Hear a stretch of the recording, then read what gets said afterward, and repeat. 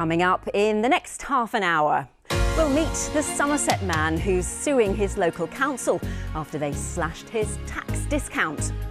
When I received the letter, it was a shock.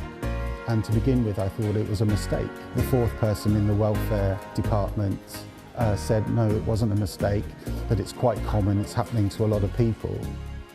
Now first, as our local councils look desperately at new ways of balancing their books, some are being accused of putting their most vulnerable residents at risk. Thousands of disabled people in Somerset are facing higher council tax bills because of changes to a discount scheme run by the local council. People like Andy from Taunton. Now here's what he did when a big bill landed on his doormat. To begin with, I thought it was a mistake. I immediately rang them up. I spoke to 4 different people on the phone. The first 3 didn't know what was going on. The fourth person in the welfare department said, no, it wasn't a mistake, that it's quite common, it's happening to a lot of people. Well, our reporter Ruth Bradley's been looking into this. Here she is. Andy's having tough times. Tell us a bit more about him. So Andy, he used to work for a university. He says he can no longer work because of a number of physical and mental health conditions, so he relies on benefits for his income. And because of that, he didn't have to pay any council tax until recently. And all councils offer a scheme like that where they give people a discount if they're on particularly low incomes or if they're disabled. But the problem started for Andy last year when he was moved from a form of disability benefit he used to receive onto universal credit. And at the same time, Somerset Council changed their reduction scheme for council tax. So he was then asked to pay £1,300 in council tax, having previously paid nothing. 1,300? Yeah. Well, that must have come as a pretty big shock. Absolutely, yes. And he just gets £2 a week as a discount now. He's finding it so difficult that, in fact, he's decided to take the council to court. OK, so how many other people are likely to be affected by these changes? Well, Andy says to start with, he thought he was the only one. And then he went online and found dozens more in Somerset in a similar situation to him. Somerset Citizens Advice say that they think there are thousands of people who are now being asked to pay more council tax because of changes that the council's made to its discount scheme.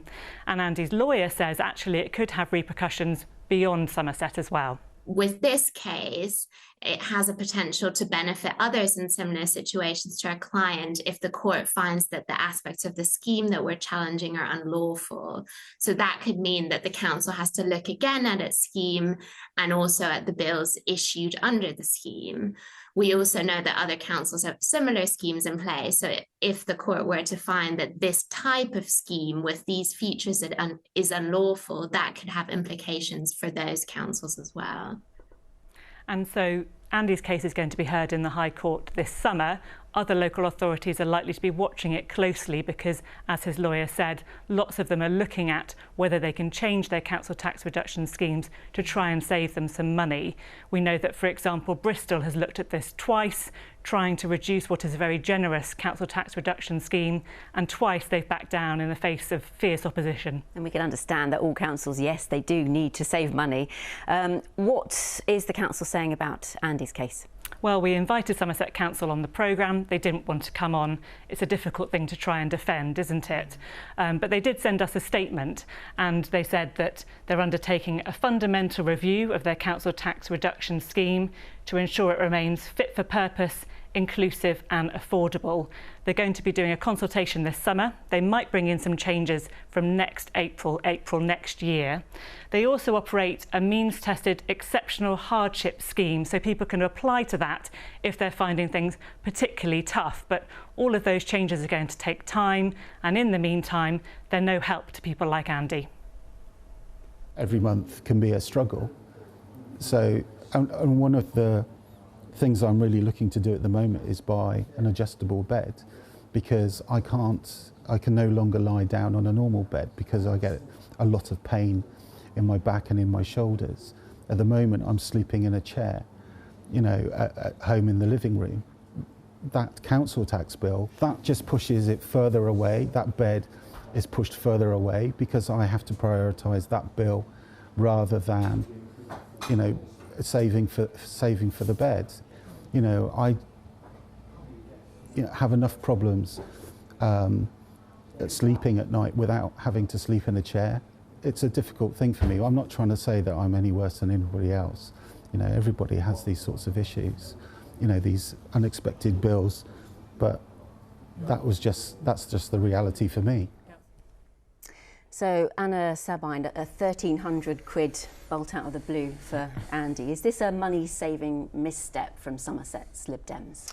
Well, I feel really sorry for Andy. Obviously, it sounds absolutely miserable, and I think he's fallen into this complicated gap between the fact that we have council tax, which is a not very fair or helpful kind of household-based system, and you have universal credit, which is based on individuals. And sometimes when those two things are assessed in a certain way, you get situations like Andy's. And I don't know Andy, he's not in my constituency. He's got a good Lib Dem MP he could go and talk to. I'm not sure if he's applied for the exceptional hardship fund, which is available for people that are really struggling. I'm not Somerset Council, I'm an MP, I'm clearly separate, but they seem to me to be struggling with what councils across the country are struggling with, which is the fact that they're running out of money and they're having to make decisions that no one wants to make. So I hope that Andy will get the support he needs. It'll be interesting to see what happens with his case. Lucy, you're opposition lead member in Somerset for adult services. What about the possible wider social costs here? Increased debt, housing instability, reduced independence. This might all end up costing more. Well, absolutely. And then you've got the mental health people who are affected. So the issues surrounding not having enough money. Andy here talks about the fact that he doesn't have, the money to cover it. He doesn't have the opportunity to get a better job, to work longer hours, to do something to improve his ability to pay that money. So what needs to happen? Well, what needs to happen is we should have done what we're going to do now. This review should have been done last year. So this is 1 year in. We're now going to investigate how council tax works, make recommendations, have a consultation, and hopefully bring something different in for next year. And in the meantime, people are going to have to apply for exceptional hardship.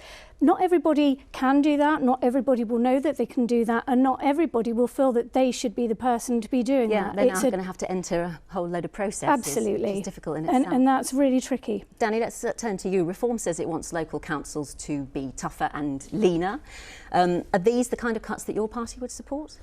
Well, no, plainly not. This gentleman clearly needs support. That he's exactly what the welfare system should be for. Our welfare system is broken. As Anna says, there are two parts to it. There's the national DWP welfare system that operates through universal credit and some disability benefits. That is very poorly administered. We have huge and increasing welfare bills going to many people who should be in work, while people like Andy who need help aren't getting it. And then you have local authorities that administer their own schemes, particularly on council tax rebates. And I'm afraid to say, in Somerset Council, you have very badly administered public finances. You have a council that's almost out of money. So, of course, they're introducing all sorts of very punitive and painful cuts. What we need is better management of local government, and we need reform at a national level to get the welfare system under control. It's not easy, though, is it? Because as reform-run councils are finding out, and they're making announcements of tax rises close to the maximum allowed, or actually at that maximum allowed, is reality hitting about the challenges of actually running council budgets? Well, we always knew it was going to be very hard, and we didn't promise to make council tax reductions. We hope to be able to do that, and overall we are raising council tax on average lower than any other party is doing. But yes, you're right. Anna's right too. Across the country, every local authority is struggling with the cost of particularly of adult social care, which is out of control, and of all sorts of other major bills that they have to face. So, but reform is introducing all sorts of cuts to back office and improving the delivery of services. And we hope by the time that the next election comes for the councils that we've just taken over last year, we'll be able to show real improvements. All right, Anna, let's turn to you. All our councils are seeking to put council tax up. In Somerset's case, they're asking government permission to go above the maximum threshold. This is a depressing cycle, isn't it, of asking for more money and cutting services. How do we put an end to that? Well, the Somerset Council, Somerset Lib Dem MPs went to the relevant minister. We met with Alison McGovern a couple of weeks ago about this very issue about the government settlement. The government, which I don't think understands areas like Somerset at all, is doing a really unfortunate thing of removing what's called a remoteness from their calculations of local government finance. So the fact that we're remote, the fact that we're covering large distances for things like special educational needs will now no longer count. That really negatively affects Somerset's funding settlement. We've also had years of underfunding of local governments. We've seen special educational needs and adult social care costs spiral with no one really tackling it, and we now have a government that's kicking social care down the road and is going to now kind of pull the funding from rural areas like ours. So yeah, there's a lot of councils like Somerset that are in a really tricky position. Okay. Thank you for sharing all your thoughts on this, and we'd like to just send our best to Andy there. Thank you to him as well for sharing his current challenges. You're watching Politics West. Still to come,